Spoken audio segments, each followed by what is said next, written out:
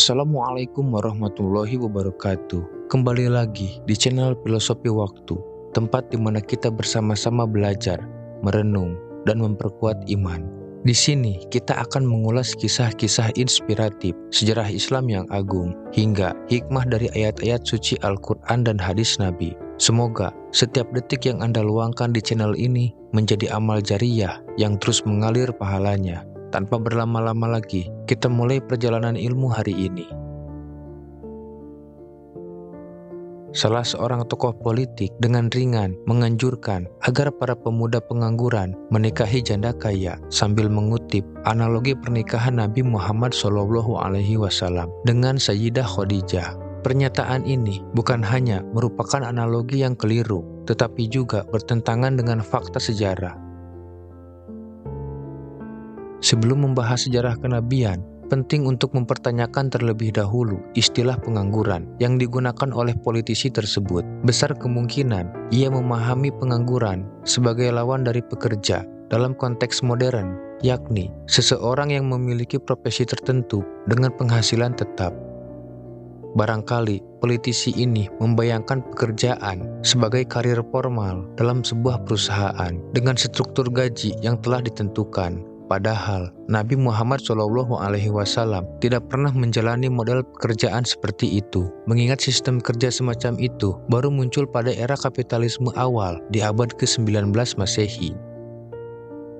John Brown dan kawan-kawan dalam buku Origin of the Modern Career menjelaskan bahwa karir formal lahir dari sistem manajemen birokrasi untuk pekerja kerah putih serta struktur kerja terorganisasi bagi buruh kerah biru. Mereka yang tidak terserap dalam sistem tersebut kemudian dikategorikan sebagai pengangguran. Karena itu, istilah pengangguran sebagai kategori ekonomi sebenarnya tidak relevan untuk masa pra-modern. Sebab jenis-jenis pekerjaan pada masa itu seperti bergadang, bertani, beternak, dan aktivitas produktif lainnya tidak mengikuti pola kerja formal yang kita kenal sekarang. Dengan demikian, menganalogikan konsep pengangguran dengan kehidupan pada masa Nabi Muhammad SAW adalah bentuk kekeliruan berpikir yang serius. Kesalahan analogi ini menjadi semakin parah bila kita mempertimbangkan fakta sejarah kehidupan Nabi Muhammad SAW yang sangat jauh dari sikap pasif secara sosial maupun ekonomi. Sejak usia dini, beliau telah berperan aktif dalam membantu ekonomi keluarga. Pada usia 12 tahun, beliau telah diajak oleh pamannya, Abu Thalib, untuk ikut dalam rombongan dagang ke negeri Syam. Selain itu, beliau juga bekerja mengembalakan kambing milik penduduk Mekah guna menambah penghasilannya. Aktivitas ini disebutkan dalam hadis yang diriwayatkan oleh Imam Al-Bukhari. Dari Abu Hurairah, dari Nabi Muhammad SAW bersabda, "Tidaklah Allah mengutus seorang nabi kecuali ia mengembala kambing." Para sahabat bertanya, "Dan engkau?" Nabi Muhammad SAW bersabda, "Iya, aku dahulu mengembala kambing penduduk Mekah dengan upah beberapa kirot." Demikian, Nabi Muhammad SAW menghabiskan masa remajanya dengan aktivitas produktif. Beliau bahkan sangat jauh dari kegiatan-kegiatan sia-sia sebagaimana dilakukan oleh para pemuda pada masanya. Syekh Said Ramadan Al-Buti menyampaikan, lalu Rasulullah SAW menghabiskan masa mudanya dengan mencari rezeki dan sibuk mengembala kambing, dan Allah menjaganya dari segala hiburan dan kesia-siaan yang menyimpangkan para remaja. Perjalanan hidup remaja Nabi Muhammad SAW turut membentuk karakter mulia beliau saat memasuki usia 25 tahun. Kejujuran dan profesionalisme Rasulullah SAW mulai dikenal luas, termasuk oleh Sayyidah Khadijah. Reputasi baik inilah yang membuat Khadijah tertarik mengajak Nabi Muhammad menjadi mitra bisnisnya. Ia pun mempercayakan modal dagang dan memberikan fasilitas terbaik, serta mengutus Maisarah untuk mendampingi beliau dalam perjalanan niaga.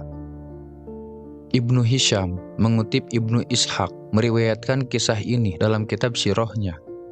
Tatkala sampai pada Khadijah mengenai kejujuran tutur, besarnya amanah, dan mulianya akhlak Rasulullah SAW, ia pun mengirim utusan kepada beliau untuk menawarkan kerjasama agar Rasulullah Shallallahu Alaihi Wasallam melakukan perdagangan ke Syam dengan modal harta Khadijah. Selain itu, Khadijah juga memberi Nabi Muhammad fasilitas yang tidak ia berikan pada pedagang lainnya, serta seorang budak milik Khadijah bernama Maisarah. Maka Rasulullah Shallallahu Alaihi Wasallam menerimanya.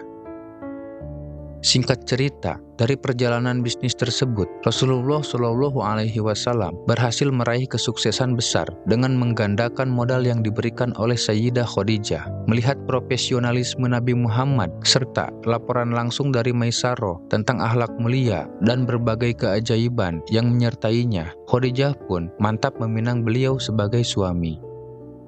Kisah ini menunjukkan bahwa perhatian Sayyidah Khadijah kepada Rasulullah Shallallahu Alaihi Wasallam bukan muncul secara tiba-tiba, melainkan karena reputasi beliau sebagai sosok yang jujur, amanah, dan profesional dalam bekerja. Oleh karena itu, alih-alih menyarankan para janda kaya untuk menikahi pemuda pengangguran, akan jauh lebih baik jika kita mendorong para pemuda untuk bekerja keras dan membangun kompetensi agar kelak mereka layak mempersunting perempuan berkelas. Alhamdulillah, semoga apa yang kita pelajari hari ini membawa keberkahan dalam hidup kita, menambah keimanan, dan mendekatkan kita kepada Allah Subhanahu wa Ta'ala. Jika ada kebaikan dalam video ini, maka itu semata-mata datang dari Allah. Dan jika ada kekurangan, itu datang dari diri kami yang lemah ini. Jangan lupa untuk like, share, and subscribe, agar semakin banyak saudara kita yang mendapatkan manfaat dan hidayah. Dukung terus channel ini agar dakwah kebaikan terus menyebar ke seluruh penjuru dunia. Sampai jumpa di video berikutnya. Wassalamualaikum warahmatullahi wabarakatuh.